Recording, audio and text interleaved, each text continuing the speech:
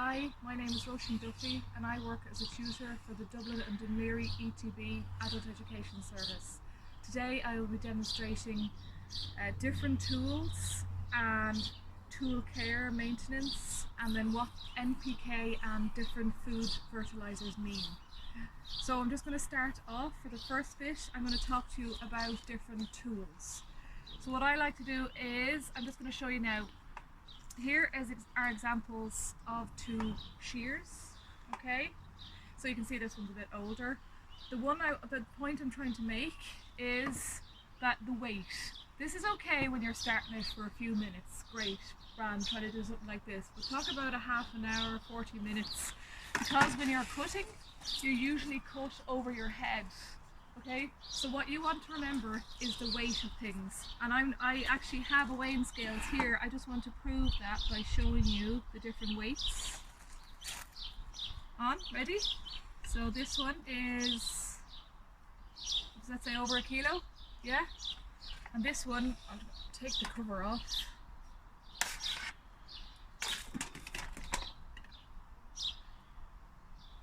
What's that?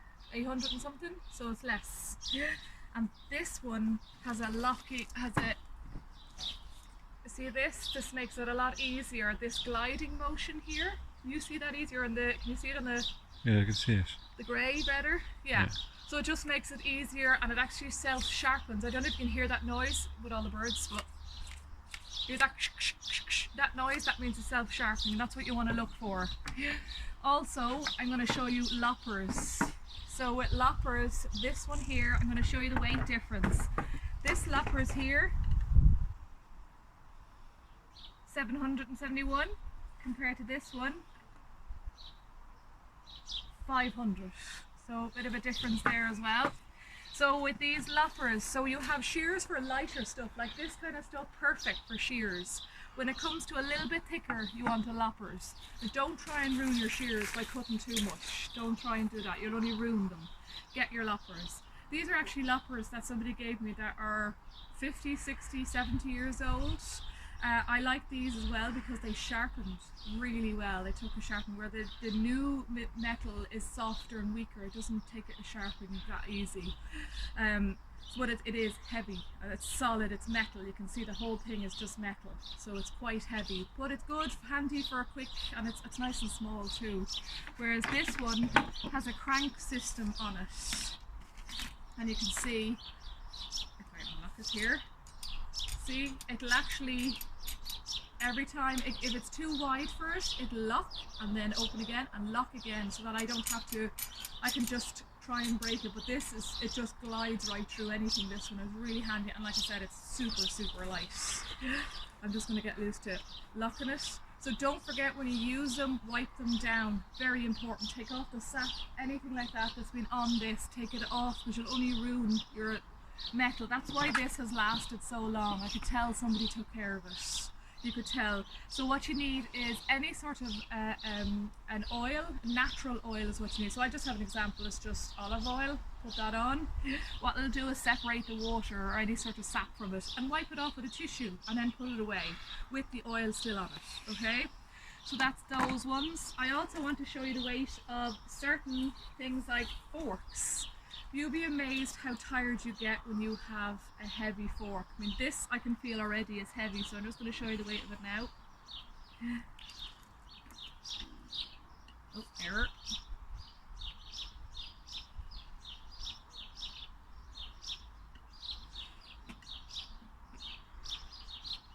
That, nearly 2 kilo, okay. Compared to this one, it's a wooden handle one. And I like this one much better. Around that way. 1.4. So nearly a half a kilo less. And you can already feel it's much lighter. The only problem with these wooden handles are that if you put too much pressure here, it is wood, they will break eventually. But usually by then the prongs have already bent. It happens all the time, just the way it is, where there's a rock on the ground and you just catch it at a wrong angle. So this is inevitable for these. So try and get a lightweight one lifted. We actually got this up the north in Sainsbury's, of all places. So it was just handy that we saw it. And even things like a spade, if the spades are too heavy, get a smaller one. You don't need a big spade, just get a smaller one. This is heavy still. I'll show you the weight of this one. So 1.78. So when you're doing this a half an hour, 40 minutes an hour, it's going to add up. So you want to try and get a heavy one, or sorry, a light one, not a heavy one, but solid as well. So it's very important to remember. And if it's something light you're doing, like light compost or something, I mean, I got this for my little 4-year-old. Why not get something like that? It's super light. Let's see. Yeah, not even a half a kilo, so it's super light. Get something like this, simple, light. You don't need to get that heavy if you don't need it. And it's nice as well because it's got the edges, so it's scooped out easy too. That doesn't have the edges, you want a shovel for that. So also I want to talk to you about gloves. Very important gloves. I wear these type. These are kind of foam, they fit your skin a lot easier, and what I like best about these is when they get dirty, as you can see I've been practicing with them today and yesterday, throw them in the washing machine, they're fine. There's loads of different types you can get. So if you know you're going to be digging for a while, get the padded ones. These are padded versions, so they've got padding here and here. We're actually in blister. If you dig, use a fork or something for a long time, you're going to blister here. So these have paddings there to help prevent that. That's what the whole idea of them are. And this is just something quirky I saw and I thought I liked. When you're digging outside, just say you're doing something simple like a flower bed. It's already soft compost, you don't, or soil. You don't need, it's not much digging, you don't need a spade or a shovel or anything like that. This is soft work I'm talking about. These have little claws on them, just to try, only one side. Little claws to give it a shot. And this bit, actually I wanted to show you how to sharpen your tool. This is a tool sharpener I got. Do you want to have a closer look there, Bren, at that? I got this in Lidl or Aldi years ago, and you just simply open it and glide it one direction only, and keep gliding it just one direction. Remember, you do that, and then turn it around when you're ready, and try not to run your finger over if it doesn't look sharp, because I've cut my finger doing that. It's not the best idea in the world. So it's and also as well, I was told to how to sharpen something is if you have a flat bit of cement, like a capping of cement, just flat, not like lumpy. It has to be perfectly flat, stepping outside. If you rub it towards you, you need to wet the area first and then rub it towards you, not back and forth, rub it towards you, okay? This is just in case you don't have a sharpening tool around. That'll actually sharpen it.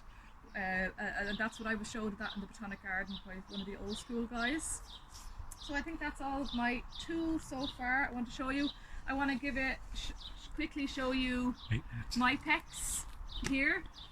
My pecs is something that I use all the time. What it is a impermeable membrane, which means water gets in and air comes out. So it's not plastic, and it looks like plastic, but it's not. It's loads of these crisscross here, loads of these crisscross together.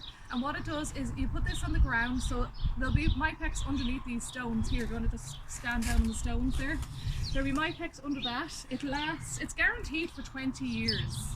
But it'll last way more than that. And what it does, it just stops all weeds. There's no light able to get it, and the weeds cannot get through that. So I just think my pecs is the best for flower beds, and I'm going to be doing an example of a flower bed in another video to show you that end of it. Okay. So what time is it? It's 9 minutes. Oh, 9 minutes. Okay.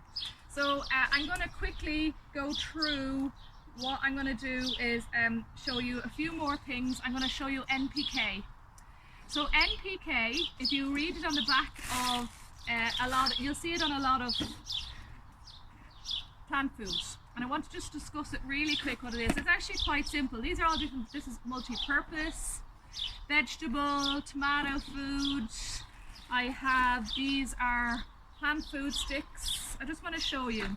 So the idea is, if we learn this bit, N is nitrogen, P phosphorus, K potassium. And what nitrogen does, it adds leaves, it makes it kind of leafier. So if you're growing something like cabbage, spinach, bok choy, pak choy, that end of, or grass, you want nitrogen. But you want to be careful not to have too much nitrogen in, say, your potting your hanging baskets or your window box or your tomato plants, because then you'll just have leaves and that's pointless. So you need to know what these mean. Phosphorus is for roots and promotes fruits and flowering. So phosphorus is very important for something like tomato plants, like I said, hanging baskets, strawberries, anything like that. You want to look for phosphorus. And if you don't have phosphorus and you want to add it yourself, bone meal, you know, bloodfish and bone meal, that we can add to it. And then potassium is for chlorophyll, and it also improves disease resistance, which is very important in plants. We want to try and make sure that we do that. So I'm going to leave this so that we can try and see it, so we keep referring back to it. I might just put it here. Put it there. Should be okay. So just for example, this, the NPK is 6, nitrogen is 6, the phosphorus is 3, and the potassium is 6. So this one I wouldn't recommend this for tomato plants or strawberry plants or your window box or hanging, unless you had grasses. I wouldn't recommend that one. But then I would move on to something like your tomato plant, which you know will work for your hanging baskets. It promotes flowers, which promotes fruit, which is great for your hanging baskets and window boxes and whatever else that. So this one is 2.5 to 4. So 2 nitrogen, 2.5 phosphorus and 4 potassium. This is what we want. We want less nitrogen. This is good. Just for example, this one is 3.5, 3.5, 3.5. Not too bad, not as strong as this one. And this one here is 14, 3 and 7. So 14 nitrogen, 3 phosphorus and 7 potassium. So 14, not a chance. You don't put them near your tomato plants, because all you'll have is leaves. And we don't want that. Another thing I want to highly recommend that I always use is water retaining crystals.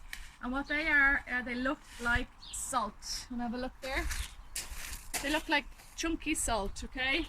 And the idea of these are that it swells up and holds the water. So in the summertime, it just makes it easier. You don't have to worry about watering every 2 days, 3 days, instead of watering twice a day. We had a very hot summer the last few summers. 2 scoops of these, just to show you, 2 scoops of these. It's not a big scoop. See that? It's not a big scoop at all. Is this much here.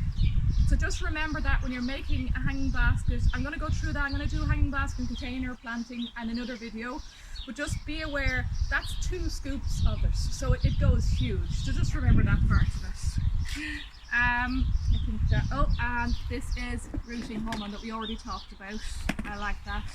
So with regards to COVID-19, please remember to stay safe by washing your hands, social distancing and observing the government COVID-19 guidelines. Thank you.